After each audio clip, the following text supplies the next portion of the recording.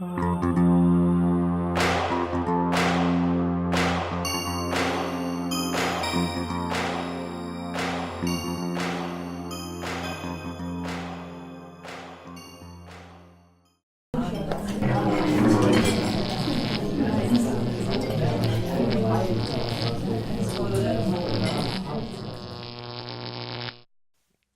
right, welcome everybody to the first episode of Eat at McGuffin's, the show where we watch horrible movies.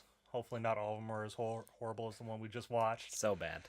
And we just have a conversation about it. So, the first movie that we watched that will probably end our friendship is Terror at Bloodfart Lake. A little backstory about how I found this movie.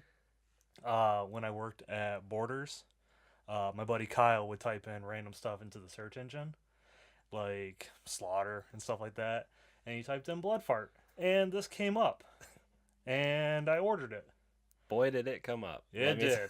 It was probably the only thing that came up, but man, it was something.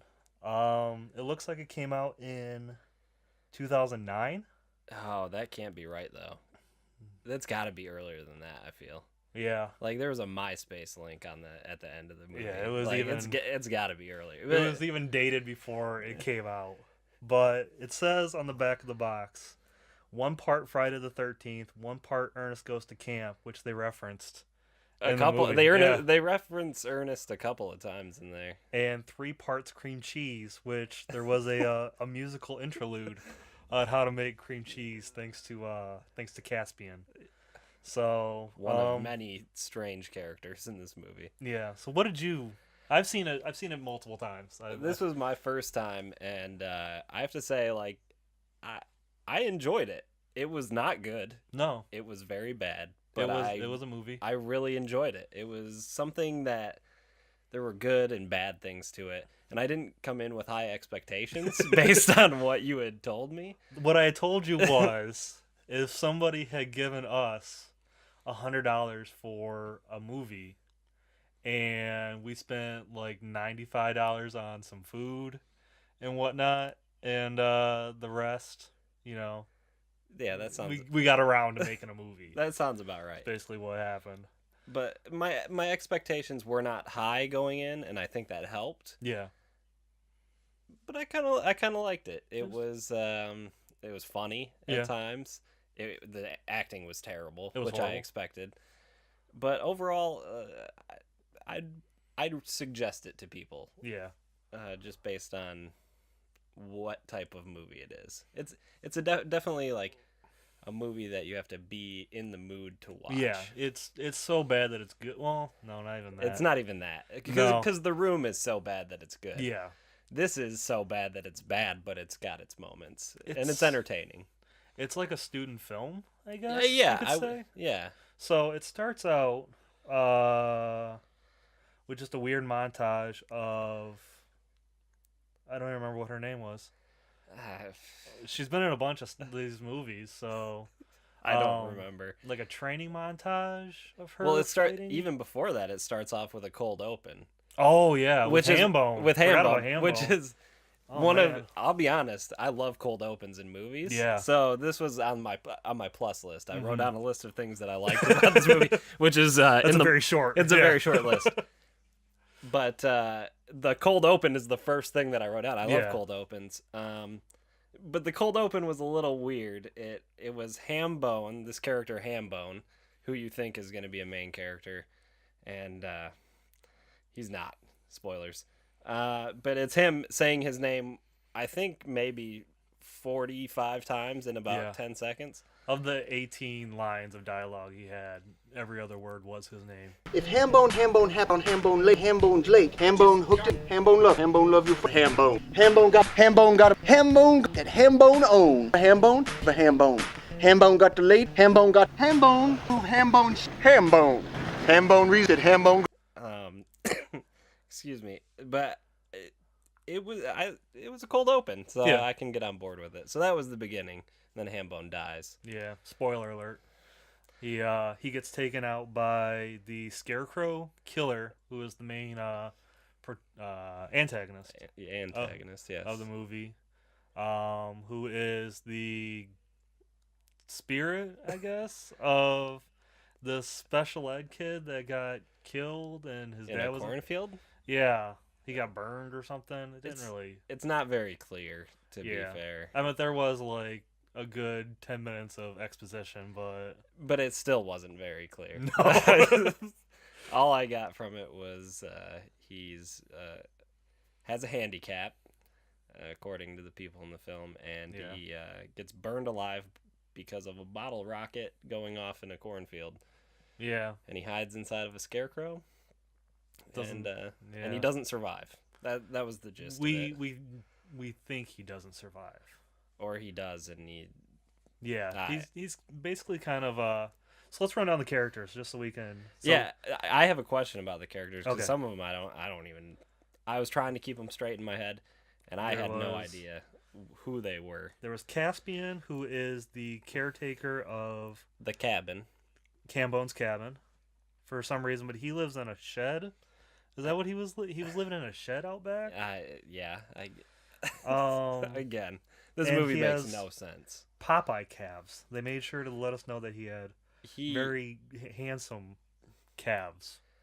Yeah. There was Zeebs, who was the Brooklyn-esque. I see. guy. So this guy, I'm not sure. Was he supposed to be a jock or was he supposed to be a greaser? He had Zumba pants on.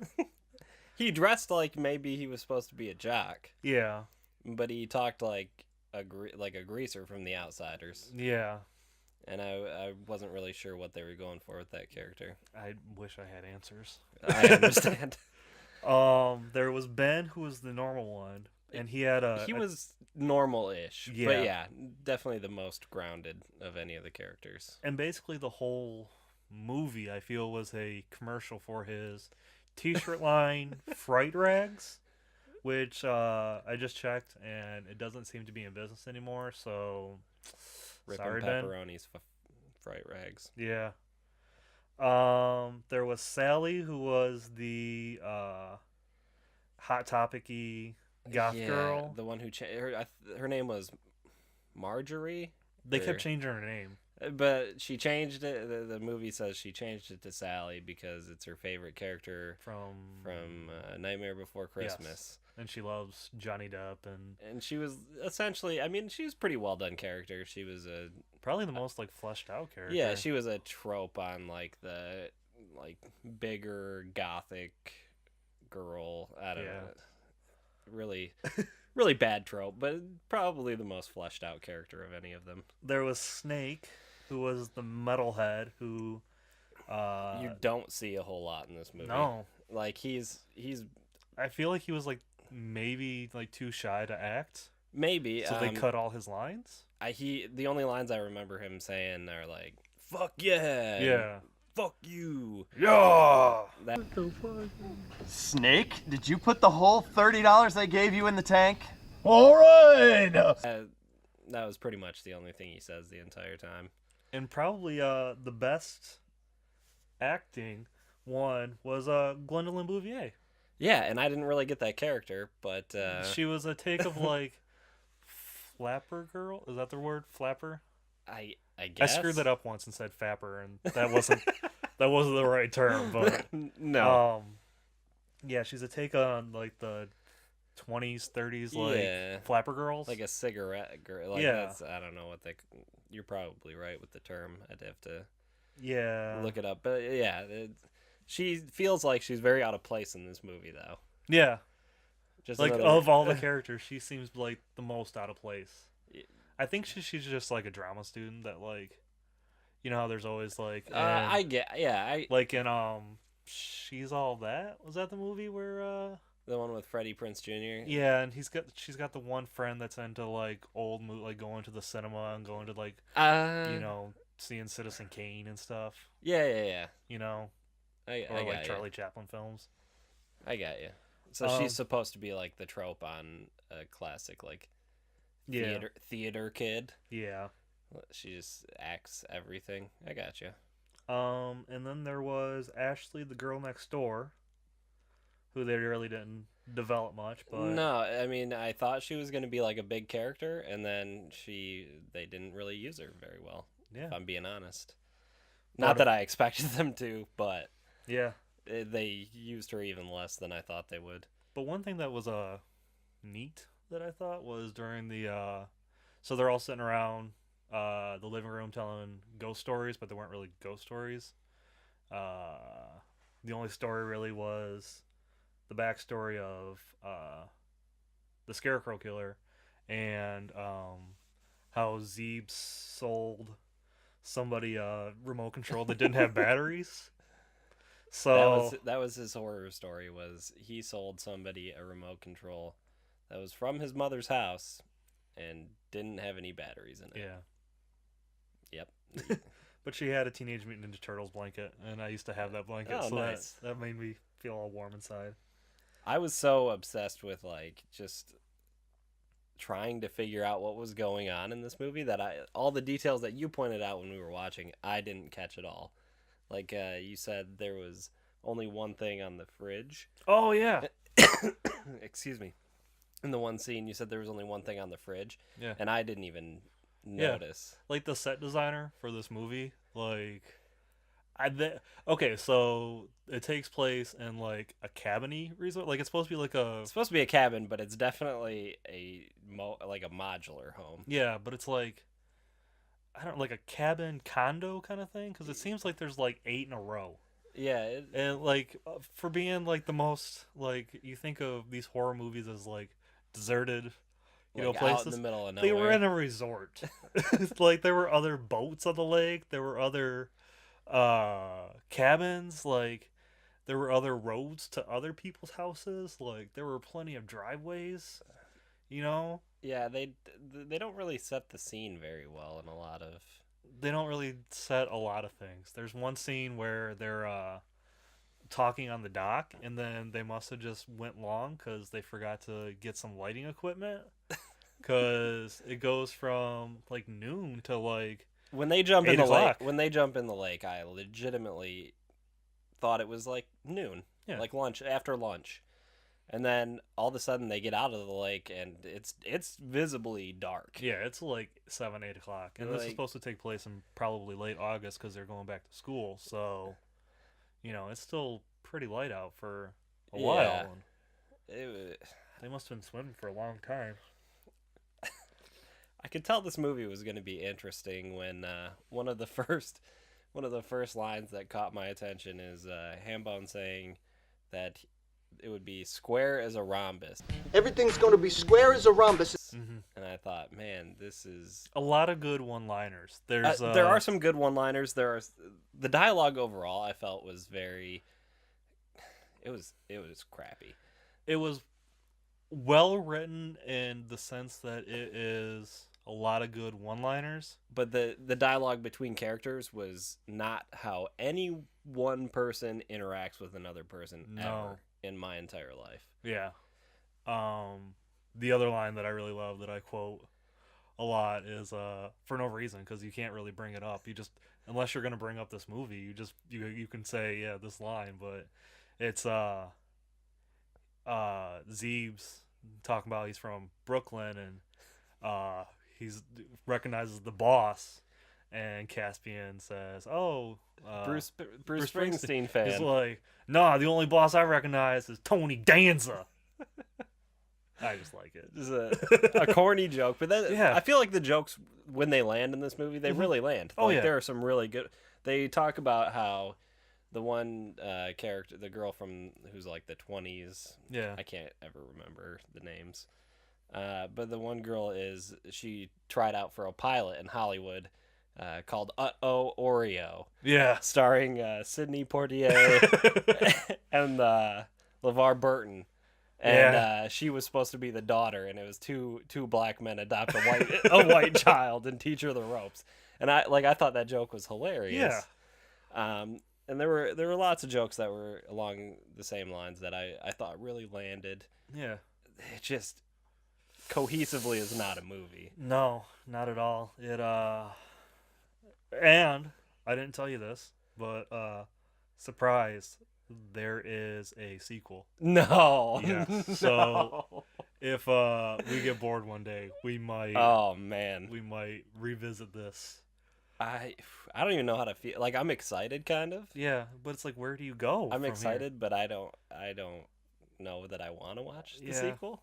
You kind of just want to leave, like, kind of want to just leave this as it is. You don't want to spoil it. Yeah. Man, I have to say that I was hesitant about this movie, but overall, I really did enjoy it. Like, I did. I'm trying to look at my list of what I've got. At one point, who's your favorite character in the movie? Can I ask you that question? I think it's Zeebs. Zeebs? Like, just because, like, his over the top, his non sequiturs, and then just how he trails off. You know, Yeah, Super powerful popularness. Yeah, yo.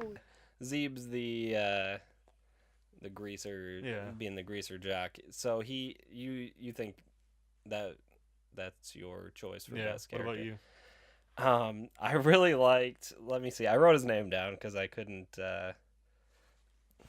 Oh, DeChampa? Yes, Leo DeChampa? Leo DeChampa. Oh, man. And I have to say, it's clearly one of the. I even noticed it pretty quickly.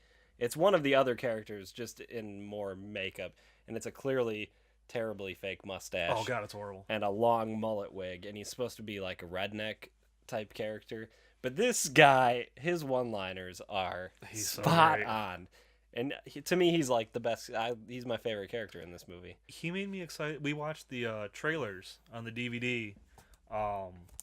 They have trailers for the other movies from Low Budget Productions and SRS Cinema Inc. LLC, whatever. And he looked like he was in Ski Wolf. He was definitely in Ski Wolf. He looked like he was in, what was the other one? Bone something. He looks like he's kind of the staple of this group. And there's also Teen Ape, who made a cameo, who's also in a lot of these Chris Seaver movies. Chris Seaver is the writer and director, and I think he's Ben, but I'm not sure. But yeah. Yeah, it's an interesting film, I have to say. Is there a certain scene that really sticks out to you from that movie? Oh man, there was just like the when you think about all the one-liners, like you think of just them and they're by themselves, but there's no one scene that really fleshes itself out long. I guess when he meets Ashley for the first time. Yeah, the girl next door. Yeah. Yeah, and he's just a bumbling idiot, and he makes this terrible joke about her nipples being pointy. Yeah, because she just got out of the water, and a lot of things that did catch me off guard is obviously this movie is about 10 years old, but a lot they mentioned Bill Cosby a lot, which and now can't really do that with everything that's changed in these 10 years since the movie came out. And Gwendolyn mentions a lot of how her and her mom slept their way to the top in Hollywood, which you know, Harvey Weinstein, that son of a bitch. Yikes. And just Hollywood in general just being skeezy, but you know how accepted she seems to make us no, those. Yeah, the social commentary, unintentional social commentary in this movie. Yeah, is actually quite prominent. Mm-hmm. Yeah, more prominent than I thought it would be. Yeah, I think you make a good point with especially with the joke of her sleeping her way to the top. Yeah, it was interesting, and the Cosby jokes too. Let's not just gloss over those. The Cosby jokes too. Yeah, who would have thought? It was. You know, that's what a fall from grace. Yeah, because I mean, he's in this movie. Even he's considered this. He's held on this pedestal. Oh, I should have. The one joke he makes is I should be at home watching the Cosby Show, eating pudding. Yeah. And so even as little as 10 years ago how well revered he was to now. Yeah. It's amazing. What was your favorite scene? The death scenes I actually liked quite a bit, Yeah. surprisingly. They're really bad, but with what they had to work with, the death scenes were really good. There's a scene where Zeeb, is that the guy's name? Yeah. Zeeb gets killed with a corn cob, and the killer shoves it through his butthole, and it comes right out the front of his pants, and it looks like a corn cob wiener. But I laughed.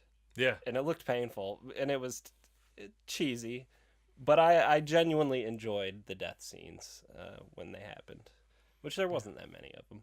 But yeah, and even like the fight scene with Leo and Jimmy the Scarecrow. Yeah. They had kind of a Mortal Kombat kind of feel to it, and I couldn't recognize the background music, but it was like the loading music for some like PlayStation game. Yeah, it was almost sounded like Midnight Club or some, old like PlayStation game. SmackDown versus Raw. Here comes the pain or something. Right. So I don't know. Do you have anything else to say about it? Yeah, there were random farts in this movie, like out of nowhere, like that were really disturbing. The one girl next door character, Ashley, when she gets out of the water, to end her conversation with Ben. Yeah. She just like rips ass, and then she just says, "Sorry, I just shit my swimsuit." Like just so casual. Yeah, and just walks away. And there was another part too where one of the female characters just like she ripped ass and then just like grabbed her butt for dramatic effect. Yeah. But there was just random farts thrown into the movie that I didn't understand. And did all the guys wear cutoffs in that movie? I feel like every Zeeb and Snake did, and so did DeChampa. Yeah, DeChampa did. Ben wore his t-shirts, his clothing line. Yeah. Yeah. Other than that, I guess overall, your thoughts on the movie, like, it's a movie that you tell your friends that you've watched, and I don't know why I keep coming back to it because I've shown so many people this movie. Can I say I'm glad you showed me this movie? Okay. I am glad you showed me this movie. A while ago, like when I wanted to do this podcast, this show, I reached out to Chris Seaver. Really? And still haven't heard anything back. Oh. It kind of hurt my feelings, bro. Please. Yeah. Please contact us. We would love to ask you questions. Maybe if we do Ski Wolf or Bone whatever or Teen Ape, Mulva. Mulva is one of the other movies. Or Terror at Blood Fart Lake too. Yeah. Maybe we'll get in contact with them. I have to say, like I said at the beginning, I actually liked it. I did. I didn't think I would. Good. But I enjoyed it. It was funny. Mm-hmm. The story made no sense. No. Overall, I think it's a movie that if you're hanging out with friends mm-hmm. and you're looking for some form of entertainment just to like watch together and have something on in the background. I think it's a good one because you can sit down and have a conversation while watching it mm-hmm. and not take away from the movie because it's not good enough to. No offense to anybody involved, but it's not good enough to really. It was a passion project. Yeah, it's not really good enough to, to need all of your attention. It was a fun way for you guys to spend your week. But I compare it to like Motel Hell. I don't know if you've ever seen that movie. No. It's like an old crappy B horror flick where yeah. That actually might be one that we have to watch because it's a good one in my opinion. But it's one of those movies that you can have on in the background and it adds to your conversation, but you having a conversation doesn't really take away from your enjoyment of it. I actually made a note that this movie was like a really bad Club Dread. Yeah. Uh, Yeah. the Broken Lizard movie Club Dread. Yeah. It's like a really bad Club Dread. And like seeing the trailers for the other movies, it seems like they were trying to be that kind of Yeah, trope, like that Broken Lizard like style. you know, Apatow crew, the Jay and Silent Bob crew, like a close knit group of friends that go out and make these films together. Yeah, it was not well done, but I did enjoy it, and Mm-hmm. I would watch it again. Yeah. In the right circumstance. So, one thing that I want to do, being this is eat at McGuffin's, is what would you pair this movie with? Oh man, nothing great. I don't think it deserves like a 4-course meal. I feel like with all the corn cobs that are in the movie, like corn on the cob would be something. But then again, I don't think I'd want to eat corn on the cob. No, not the way that they prepared it. After watching the movie, what would I pair with this movie? I don't know, like pizza rolls and taquitos.